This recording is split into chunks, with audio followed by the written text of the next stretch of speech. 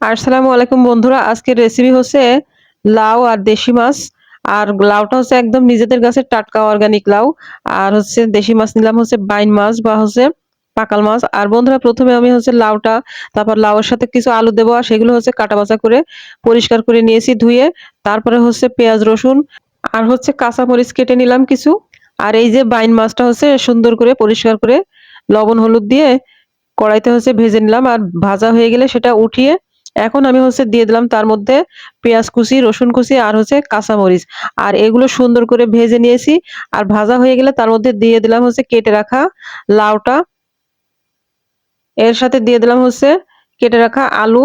আর এখন বন্ধুরা দিয়ে দিচ্ছি হচ্ছে গুঁড়া মসলাগুলো। আর গুঁড়া মসলার মধ্যে আছে হলুদের গুঁড়া, তারপরে শুকনো মরিচের গুঁড়া, জিরা, ধনিয়া গুঁড়া আর আছে হচ্ছে সরিষা গুঁড়া। তারপরে দিয়ে দিলাম হচ্ছে স্বাদ মতো লবণ। আর এখন আমি এগুলোকে হচ্ছে সুন্দর করে কষিয়ে নেব। আর কষানোর জন্য কোনো পানি দেইনি, কারণ লাউয়ের মধ্যে থেকে এমনিতেই হচ্ছে প্রচুর পানি বের হবে। আর লাউটা একদম গাছ থেকে রান্নার কিছুক্ষণ আগে হচ্ছে কেটে নিয়ে আসা হলো গাছ থেকে। আর এই লাউ থেকে তো আরো বেশি পানি বের হবে। তাই এখানে পানি দেওয়ার কোনো প্রশ্নই আসে না। আর এখন আমি হচ্ছে এই যে লাউটা হচ্ছে সুন্দর করে কষিয়ে নেব। আর মাশাআল্লাহ এই দেখেন লাউটা একদম হচ্ছে সুন্দর করে কষানো হয়ে গেছে। আর এখন আমি দিয়ে দেবো হচ্ছে ঝোলের জন্য পরিমাণ মতো পানি। আর বন্ধুরা এই যে দিয়ে দিচ্ছি হচ্ছে ঝোলের জন্য পরিমাণ মতো পানি। লাউটা হচ্ছে কষানোর আগে অনেকগুলো দেখা যাচ্ছিল। মনে হচ্ছিল পুরো একটা পাতিল। আসলে নাড়ানো যাচ্ছিল না। কিন্তু কষানোর পরে দেখেন একদম অল্প হয়ে এসেছে। কারণ একদম লাউটা কচি আর একদম টাটকা।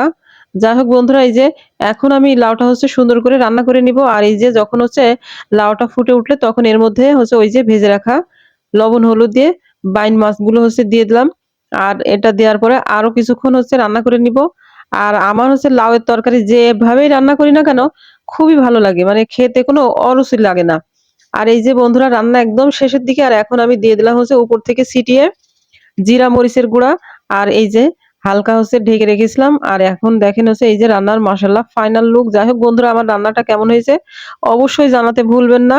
আর লাউ রান্না হচ্ছে কার কার পছন্দ বা লাউ হচ্ছে কিভাবে রান্না করেন অবশ্যই সেটা জানাতে ভুলবেন না। আর বন্ধুরা এদিকে হচ্ছে বিকালবেলা বেশ কিছু বাজার করে নিয়ে আসলো, সবজি বাজার, সেটাই আপনাদের সঙ্গে শেয়ার করছি। এই যে হচ্ছে লাল শাক নিয়ে আসছে, তারপরে হচ্ছে সিম নিয়ে আসছে। তারপরে এদিকে হচ্ছে আছে এই যে পেঁয়াজ নিয়ে আসছে। তারপরে বন্ধুরা আছে হচ্ছে বেগুন। আর সেই সাথে এই যে ডিম নিয়ে আসছে কিছু। তারপরে বন্ধুরা একটা কথা বলি, সেটা হচ্ছে যে আমার ভিডিও আপনাদের দেখতে কেমন লাগে বা আমার কোন ধরনের ভিডিও আপনাদের কাছে ভালো লাগে? ছাদ বাগানের ভিডিও না হচ্ছে রান্নার ভিডিও? আর আমি যে কথাগুলো বলি সেগুলো আপনাদের কেমন লাগে অবশ্যই জানাতে ভুলবেন না। আর বন্ধুরা পরবর্তী ভিডিও দেখার আমন্ত্রণ জানিয়ে শেষ করছি। সেই পর্যন্ত সবাই সুস্থ থাকেন, ভালো থাকেন। আল্লাহ হাফেজ।